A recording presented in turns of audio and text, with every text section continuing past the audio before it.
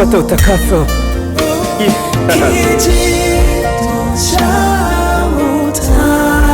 Huo ni utakaso.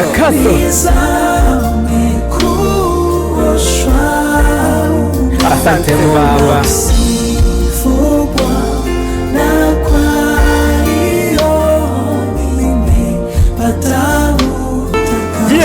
Yeah, naamini unanipenda sana, ndio maana duniani wanakuaminia wewe, wale wanaonitisha wanakuomba wewe, wanaoshupaza shingo mwisho na kutii wewe.